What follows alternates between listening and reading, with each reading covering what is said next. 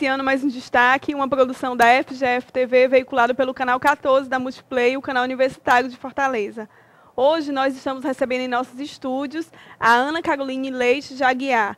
Ela é formada em Psicologia pela Universidade Federal do Ceará, especialista em Saúde Mental pela UES e mestranda em Ensino da Saúde também pela UES. Atualmente é servidora pública na Secretaria Municipal de Saúde de Horizonte, atuando como psicóloga no Centro de Atenção Psicossocial, Álcool e Outras Drogas. Além disso, ela é preceptora de Psicologia da Residência Integrada em Saúde da Escola de Saúde Pública do Ceará. Carol, seja muito bem-vinda ao destaque. Muito obrigada. Carol, a gente sabe que você tem muitos estudos, né, e pesquisas muito focadas especialmente na área de saúde mental e a psicologia clínica, social e educacional. Como é que surgiu o interesse por essas áreas? Bom, eu acredito que desde nova, assim, desde criança, desde a adolescência, eu tive muita influência do meu pai com relação à parte educacional, né? Que ele foi professor, sempre atuou muito nessa área de educação, então eu sempre me interessei. E aí, depois que eu entrei na psicologia, eu acabei enveredando primeiramente muito por aí, né? Assim, fazendo projeto de pesquisa, fazendo projeto de extensão, tudo na área educacional, os estágios. E aí, mais para o final da faculdade, aí eu fui entrando mais na área clínica, né? Na área mais da saúde, como a gente diz especificamente, né? E trabalhando com a parte social também, né? Atrelando as duas coisas, tanto a saúde como o social. Que aí veio o interesse pelo Centro de Atenção Psicossocial, né, que são os CAPs. Na época que eu me formei, estava uma explosão aqui no Ceará, né, dos CAPs e tudo. E aí o meu primeiro emprego, né, coincidiu que foi num Centro de Atenção Psicossocial, e aí eu me encantei e não parei mais na saúde mental. Sim, e Carol, como é que tu lida com os pacientes, como é essa relação? Que a gente sabe que saúde mental é um desafio, né? Então, como é a relação com o paciente, com a família, como que o profissional lida com isso e como que isso repercute na tua vida? Bom, eu costumo dizer que quem vai trabalhar na saúde mental, de fato, não é só aquele procedimento, não é só técnica, né? A gente se trabalha muito com o ser humano mesmo, porque a gente está lidando com a dor do outro, né? A gente está vendo o sofrimento do outro e isso toca a nossa história também. Isso toca as nossas dores, isso toca os nossos sofrimentos, né? Então, a gente tem que estar sempre se trabalhando muito, né? Como pessoa, além do profissional, é um trabalho contínuo. E, de fato, é muito desafiante, né? É muito desafiante porque são seres que estão ali, muitas vezes chegam a gente, né, em sofrimento, a gente precisa dar uma resposta. Nem sempre a gente consegue sozinho e nem consegue só em um equipamento de saúde. A gente precisa, de fato, de uma rede, né, uma rede de assistência. E o desafio, né, grande é esse, é de fazer essa rede funcionar, é de estar se comunicando com outros equipamentos de saúde, com outros profissionais, porque nenhum saber, nenhuma abordagem vai dar conta, né, da complexidade do ser humano, da complexidade do adoecimento mental. Então, de fato, precisa desse trabalho em equipe, precisa desse trabalho em rede, né? Então, é o grande desafio que a gente busca hoje, de fato, é efetivar essa rede de cuidado. É poder estar prestando um serviço de qualidade dessa forma, com o trabalho em equipe, né, com o trabalho em rede e estando, né, nos trabalhando como seres humanos para poder, antes de qualquer coisa, antes de ser um profissional, estar ali também como um ser humano, né? Um ser humano que também sofre, que também tem suas dores, tem suas alegrias, né? Enfim. E, Carol, assim, é a questão da psicologia e aí você trabalha também com outros profissionais, né? Como é que é feito esse trabalho no hospital, nos lugares que você atua, no CAPS, por exemplo? Pronto, a gente é preconizado por lei, né? Então, os CAPS, eles têm que ter uma equipe multiprofissional. E aí, normalmente, tem médico, né, psiquiatra ou clínico, tem psicólogo, tem terapeuta ocupacional, assistente social, enfermeiro. E, como eu falei, como nenhum saber dá conta, né, assim, o adoecimento mental, a saúde mental é de fato muito complexo, a gente precisa de fato estar interagindo, estar trocando ideia, estar discutindo o caso, estar vendo a melhor conduta, né, para cada paciente, para cada usuário. Normalmente eles chegam ao serviço, ao CAPS, a gente vai fazer o que a gente chama de projeto terapêutico singular, que é justamente ver as necessidades específicas daquele paciente, daquele ser humano, ver como é que o CAPS pode estar ajudando, né, naquela situação específica, se é mais um atendimento de grupo, se é um atendimento individual com psicólogo, com médico, se é uma prevenção, né, de enfermagem, enfim, a gente vai vendo quais são as necessidades dele, né? E o que pode potencializar em termos terapêuticos aquela vida, né? O que pode potencializar que ele reestruture a vida dele lá fora, né? Trabalho, família, porque a base de fato do CAPS é a atuação, é o tratamento na comunidade, né? Não tem mais aquela coisa de isolar o paciente do meio dele, né? Como era antigamente a internação por longos e longos períodos. Então a ideia é que ele fique sendo cuidado onde ele está, no ambiente natural dele, né? E que ele possa produzir lá fora, né? Que ele possa retomar a vida dele na medida do possível, seja usuário de drogas no CAPS AD, né? Que é onde eu trabalho, seja usuário que tem outros tipos de transtornos mentais nos outros CAPS. Então o nosso trabalho é muito por aí, é nessa troca, né? Nessa definição dos PTS, né, que são os projetos terapêuticos singulares, da troca mesmo no dia a dia, da discussão de casos, né? E somando esse olhar, porque quanto mais ampliado, mais chance de sucesso a gente vai ter para produzir cuidado, né? Para produzir uma assistência de qualidade. E atualmente, assim, a receptividade externa, depois que ele sai do tratamento, como é isso? Como que tem acontecido hoje em dia? É outro desafio grande, né, que a gente ainda tem na saúde mental. A gente ainda encontra muito o estigma do doido, né, ou é o drogado, no caso do CAPS AD. E, assim, também faz parte do nosso trabalho na saúde mental essa atuação com a comunidade, né, essa sensibilização, essa desmistificação de alguns olhares, o próprio trabalho em rede, né? Quando eu digo em rede, a gente está também no posto de saúde, nas escolas, nos hospitais, levando a saúde mental, mostrando como é que a gente trabalha, estreitando os laços, né? Conhecendo quem está do outro lado, de fato, se comunicando quando um usuário precisa de um serviço no hospital, precisa de uma internação em hospital geral, porque, logicamente, ele não é só o adoecimento mental, né? Também tem dor de barriga, também tem dor de cabeça, também engravida, né? Então, a gente precisa, de fato, desse cuidado ampliado.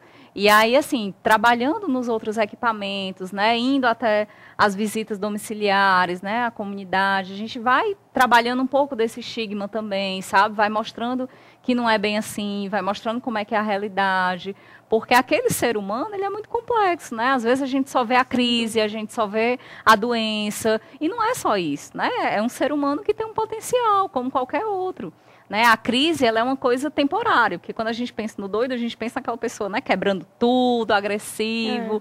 E mesmo quando isso acontece, que não é todo o caso, mas mesmo quando acontece, é uma coisa pontual, né? É um momento ali de crise que é estabilizado, depois a pessoa consegue produzir a vida dela, né? Consegue voltar para a rotina, claro que... É reversível, né? É reversível, né? Alguns casos, controlando, né? Continuando em tratamento, a pessoa consegue trabalhar, ou às vezes, né, pelo menos consegue produzir alguma coisa em termos familiares, das relações, né? É uma vida, né? Então, assim, a gente tenta potencializar o máximo possível que aquele ser humano consegue dentro do universo dele, dentro das limitações. Entendi. No CAPS tem uma idade? A partir de que idade já até uma certa idade? Existe isso ou não? Existem os tipos de CAPS, né? Existe o CAPS geral, que a rigor é para o atendimento de adultos, né? A partir de 18 anos. Existe o CAPS AD, que em geral também trabalha com adultos, mas atende também público infanto-juvenil. E existe especificamente o CAPS infantil, né? Que seria para atender prioritariamente crianças e adolescentes. Porém, existem, né, alguns critérios também para se colocar um CAPS no município. Então, vai depender do número de habitantes, vai depender de demandas, né, vai depender de algumas outras coisas, que nem sempre vão ter esses 3 equipamentos juntos. E aí, quando não tem, por exemplo, não tem um CAPS infantil no município, então, de algum modo, o CAPS geral, se tiver, né, que é o de adulto, precisa dar algum suporte, né, pelo menos alguma orientação, algum acolhimento. E, como eu falei, nunca centrado só no CAPS, né, nesse trabalho de rede mesmo, mobilizando outros recursos que talvez sejam mais apropriados dentro daquele território, um posto de saúde, um CRAS, um CREAS, que são outros órgãos também, né? Mas o que não pode faltar é o suporte, a nenhum tipo de idade, isso aí com certeza. Carol, como profissional da psicologia, né, a gente sabe que tem várias linhas que você lida com o paciente. Tem alguma específica, assim, qual a abordagem que tu usa? Eu tenho formação em gestalt terapia, né? Assim, normalmente é o que me sustenta teoricamente, né? Metodologicamente, Mas quando a gente vai para o campo, assim, na saúde mental, a gente nunca pode se enrijecer em uma abordagem, né? Assim, é um norte para a gente poder desenvolver um olhar sobre a saúde, sobre a doença, sobre o ser humano, mas a gente nunca pode se fechar porque, né, como eu falei, nem um saber mais estruturado, mais amplo, como é uma profissão, a psicologia, a medicina, dá conta do ser humano por completo. Imagine uma abordagem, né, que é um pedaço dentro de um saber. Mas, né, ultimamente o que eu trabalho, né, na minha formação é a gestalterapia. Tá joia. Carol, tu lançou um livro, não foi? Você organizou um livro recentemente. Conta pra gente um pouco desse trabalho. Foi um trabalho, assim, muito bonito, né, lá no Cabos AD de Horizonte. A gente envolveu os usuários, né, assim, partiu de um grupo terapêutico que a gente facilitava lá. E era um grupo de contação de histórias, né? Nesse grupo a gente tanto trazia algumas histórias da literatura, histórias né, a partir de músicas, de filmes. E a partir dessas histórias, né, desses disparadores, a gente ia entrando um pouquinho na história de vida dos usuários, né, trabalhando terapeuticamente. E aí foi crescendo, foi ganhando corpo, né, o grupo, foi crescendo quantitativamente também. E aí, no próprio grupo, a gente teve essa ideia, né, de pegar aquela produção ao longo de um ano, né, e transformar em livro. Tanto as histórias que a gente levou terapeuticamente, como as histórias que os usuários contavam, né, as histórias de vida. E aí, a gente organizou, né, juntou todas essas histórias e acabou virando um livro. E, assim, o resultado, lógico, foi excelente, né, assim, em termos de autoestima, de resgate do ser humano, né, que havia ali e tudo. Mas o processo em si, eu ainda acho que foi mais rico ainda, sabe? Assim, a gente vê aquelas histórias ressignificadas, eles olhando diferente para a história de vida deles, sabe? Olhando de uma forma mais compreensiva, de uma forma que teve sentido, porque a gente só consegue mudar, a gente só consegue fazer uma história diferente quando a gente entende, né? De onde Sem é que a gente está vindo, a gente compreende, né? Dá sentido. E a forma como eles puderam ver a história deles contada ali, isso despertou, será que neles, a vontade de repente investir naquela profissão, de repente, depois de que terminar o tratamento, ou mesmo embora continue, mas que eles viram ali uma expectativa de um futuro, de repente ser um escritor. Como foi isso neles? Alguns, né, assim, tô até mostrando o livro aqui, né, ficou bem legal. Alguns, assim, que têm uma familiaridade maior, né, assim, com a escrita, né, que já vinham desenvolvendo isso, eles têm essa pretensão, sim, né, assim, acho que uns 2 já me procuraram nesse sentido, sabe? Uma em específico, né, uma das autoras já escrevia e tinha parado há muito tempo, né, até por conta do uso de droga e tudo, estava com a vida desorganizada. E a escrita para ela foi uma forma de resgatar, de se reorganizar, né, de conseguir produzir também. Então, hoje, assim, depois que ela, né, encaminhou por aí, ela está super empolgada, né, e querendo produzir novas histórias. E a gente incentiva muito eles também, né? O bacana também dessa experiência é que, assim, a gente trabalha com um público que tem um nível de escolaridade muito baixo. Mas nem por isso não significa que eles não consigam produzir histórias, que eles não consigam escrever, né? A gente incentiva muito o trabalho coletivo mesmo. Então, quem sabe mais ajuda quem sabe menos, né? Um que tem uma facilidade maior de organizar as ideias ajuda o outro, e assim vai. Então, coletivamente, eles foram crescendo. Né? Então, existe essa possibilidade real, né, de novos trabalhos, aí, de novos frutos. Eles já estão pensando, como foi de um ano, né, o livro, já estão pensando, mas o CAPS agora tem 3 anos, tem que ter mais 2 livros, pelo menos, né? Então, foi bem empolgante mesmo. Que legal. Tem alguma história específica que tu quer falar pra gente, que tem no livro? Assim, acredito que todas são especiais, né? Com certeza. A gente aprende muito, assim, o livro, ele está todo estruturado em capítulos, né? Então, assim, tem como a nossa vida, né? Tem o capítulo feliz, tem o capítulo triste, tem o capítulo da infância, tem capítulo de saúde. E eu acredito que as histórias mais tocantes, né, realmente, são as histórias que mostram as transformações, né, de fato, assim, de como eles estavam, a vida deles, e como, a partir do momento que eles decidiram, né, porque é uma decisão também, se cuidar, como aquilo ali foi se transformando, como aquilo ali foi mudando, como aquela coisa que parecia sem solução, sem jeito, né? Tanto no olhar deles como no olhar da sociedade também, como isso foi se transformando. Né? Então, assim, são as histórias particularmente que eu acho mais bonitas, né? Assim, mais de valia, que chama a atenção, né? Que a gente faz brilhar os olhos. Mas, nossa, tem de tudo, assim, a gente aprende demais com eles também, sabe?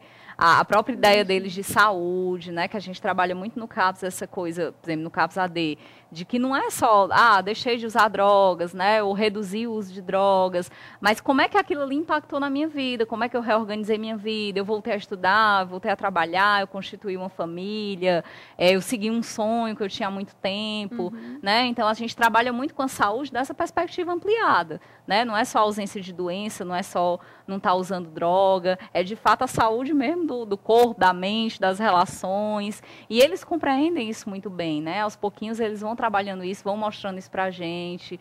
Tem até uma frase que um deles falou que está aqui no livro que eu acho super bacana, que hoje em dia é uma das definições que eu levo de saúde, né? Que ele fala, saúde é ter o coração maneiro. E eu acho que é bem isso mesmo, é quando a gente está leve, é quando a gente está conseguindo fluir na vida, quando a gente está conseguindo se movimentar. Então, a gente aprende demais, assim. É emocionante, né? Muito. Acho que você lembrar, você contar, acho que cada vez que conta é uma emoção diferente, não é? Com certeza, e cada vez que eu leio também. Então eu já li mais de uma vez.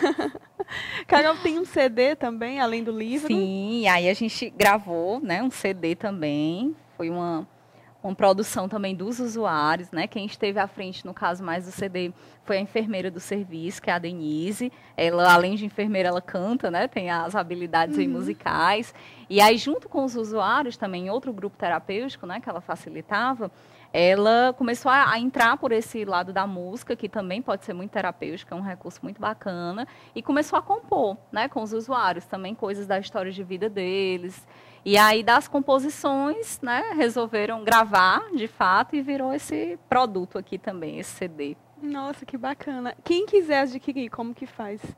Pois é, a gente não fez, assim, a priori, nem o livro, nem o CD, com intenção de venda, porque a proposta, de fato, era mais terapêutica, era divulgar, né? Mas a gente fez numa larga escala, né? Tanto o livro como o CD, para que a gente pudesse distribuir. Então, como é que a gente está fazendo? A gente distribuiu para todos os órgãos públicos, no caso de Horizonte, né? Que foi de onde partiram os 2 projetos. Estamos distribuindo nas faculdades, né? Inclusive aqui na FGF, né, já conta com alguns exemplares na biblioteca. Então, a gente está divulgando, assim, nos órgãos públicos que a gente pode, que a gente tem acesso, para que realmente, né, um número grande de pessoas possa acessar. Tá. E após esse livro, esse CD, quais são os novos projetos? Assim, você já falou um pouco, né, que surgiu essa vontade, eles já estão cobrando, mas e aí, como é que está isso? Então, e aí a gente está se organizando, os grupos continuam, né? Tem alguns novos grupos também no serviço. E a partir desses novos grupos, a gente também tem alguns projetos, né? Quem sabe de fato lançar novos livros, né? De fazer um estudo, né? Eu estou indo por um caminho mais científico agora, até por conta desse mestrado na UES, de um projeto de educação em saúde que a gente tem feito com eles lá também, que está muito forte, né? Então, provavelmente vai sair trabalho científico disso.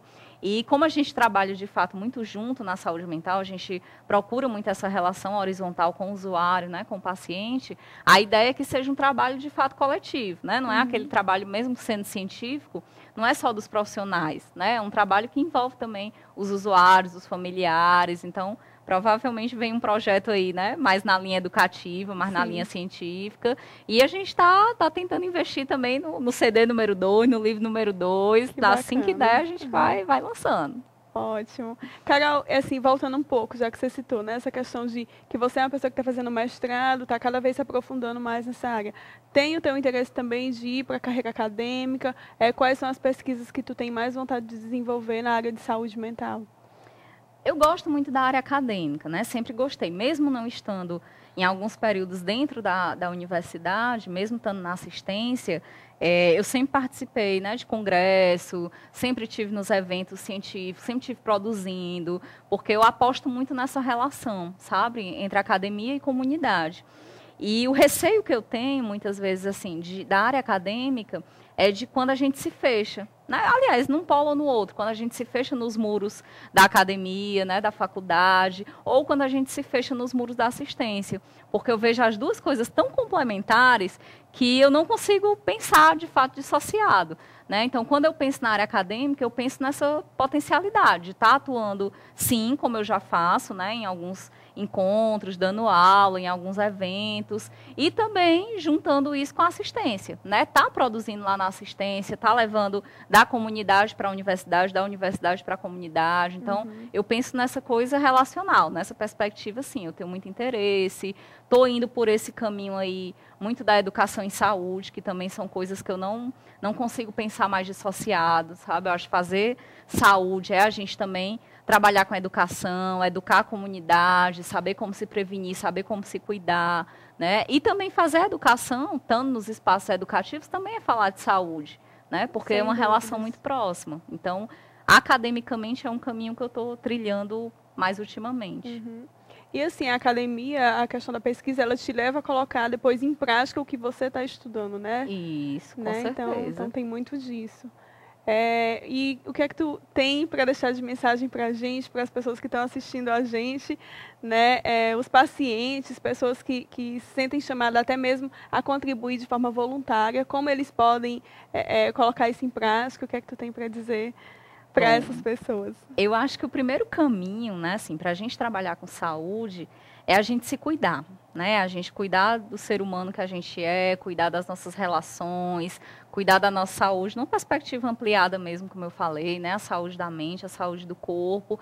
E a partir daí a gente cuidar do outro, né? Porque saúde, às vezes a gente pensa que é uma coisa muito biológica, né? Muito científica, e não é. Saúde é eu estar levando um momento de alegria para uma pessoa que está precisando. Saúde é, de algum modo, eu estar melhorando ali as minhas relações, o ambiente de trabalho onde eu estou, né? Então, tudo isso é uma forma de cuidado, é uma forma de eu estar melhorando o mundo, né? Eu penso muito nessa perspectiva, né? Saúde, você levar saúde é isso, é você melhorar o ambiente que você está, é você diminuir preconceitos, né? Estigmas que muitas vezes aprisionam as pessoas, né? E adoecem, tanto para quem pratica como para quem recebe aquela ação, né? Então, eu acredito que é muito por aí, né? Acho que eu gosto muito daquela parábola do beija-flor, né? Que cada um, né, ele ia levando um pinguinho d'água até que ele conseguiu apagar um incêndio. Então, eu acho que cada um, dentro da sua realidade, né, dentro do seu universo, fazendo essas pequenas ações, cuidando da sua saúde, cuidando das relações, né, para melhorar o mundo, já é uma coisa muito boa, já é uma coisa muito grande. Que legal, muito bom. Carol, nossa conversa foi ótima, a gente agradece muito a tua participação, tá? E seja bem-vinda quando sempre que quiser vir, contar novos projetos, falar das suas novas ideias, suas parcerias, seus resultados, tá?